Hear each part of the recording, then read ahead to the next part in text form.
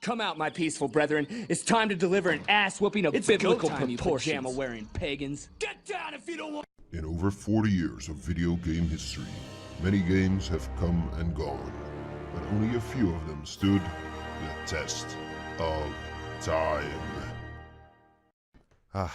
Postal. Where to start?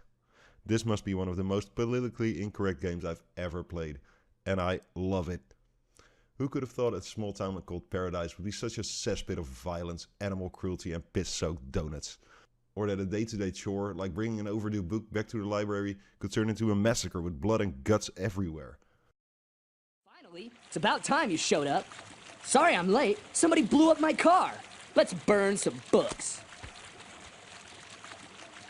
This is Postal in a nutshell. You're the Postal Dude, a Neo from the Matrix wannabe who lives in a trailer with a hag of a wife who seems to be incapable of doing even the simplest of tasks. You'll spend a week in this guy's shoes and you'll quickly find out it's a good thing there's so many creative ways to kill people. Because the people in Paradise are weird. Really weird. There's so much random stuff going on in the streets, it's hard to keep track of your main objective sometimes.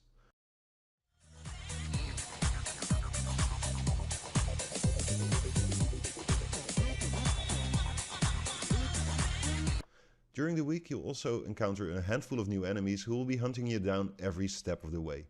Before you know it, it seems everyone in town is trying to get a piece of you. There's something funny about him.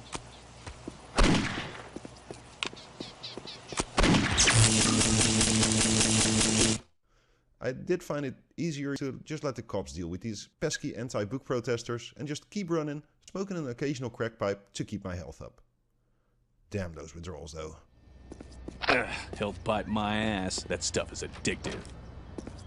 Every day you'll get a to-do list that looks easy enough, but even the most mundane activity always ends in chaos. Bringing back an overdue book to the library, confessing your sins at church, or getting a celebrity autograph. Boring? Well, wait until you tried it in Postal. He's looking at my favorite Christmas tree, Earl. What do you think we should do, Billy Joe Bob? We gonna do it here? Let's open his Christmas package early, Billy Joe Bob. Violence and death lurk around every corner, and the fact that everyone in town seems to carry a gun doesn't really help either. It does get kind of predictable pretty fast, and since there's not much more in terms of story, this isn't for people who value a decent narrative in their games. This game is for people who like to have some obscene fun. The whole game is the interactive equivalent of a dick joke. So if you want to set a cop on fire, go ahead. Would you rather piss in his face until he pukes? You know what? You can do that too.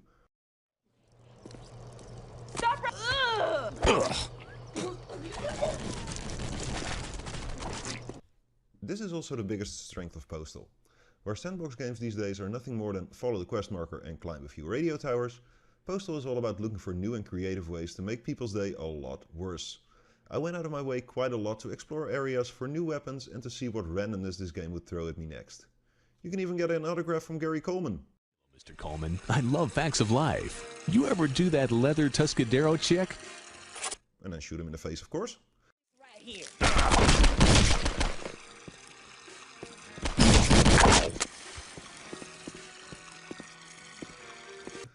Just checking out a list of achievements will give you a taste of how good or bad, depending on your sense of humor, this game really is. The only thing more offensive than this game is the fact that Uwe Boll made a movie about this. And as we all know, nothing is more offensive to the human mind than a Uwe Boll movie. But all this fun comes at a price. It's pretty obvious Postal was purely made to shock people and not to be a great game. The shooting mechanics feel really floaty, you never get the feeling your shots have any impact, and the aiming feels really clunky and inaccurate. The controls on the controller are also really weirdly mapped, making even switching weapons a chore sometimes. The layout of Paradise is, well, hellish, with lots of weird open spaces, invisible walls, and it's divided in really small areas, causing a lot of loading times. At one point I was treated to 3 loading screens within a minute, just to get to the other side of town. And this is really where Postal's age begins to show. It never takes away from the fun of killing people, but if you're used to the rich and beautiful open world games of today, this just feels dated. So did Postal stand the test of time? Kinda hard to say. Technically it just isn't very good. But on the other hand, it's so damn fun just to run around setting people on fire, tasing cops, using cats as a suppressor on your shotgun. So if you're part of the PC police, cat lover or religious, you'll probably hate this game with a vengeance. But if you have a nice and twisted sense of humor just like me, are frustrated with the world, or if you just want to throw ballsack grenades at Osama bin Laden, this is definitely the game for you. I am the Vindictor 9000, please step forward and urinate.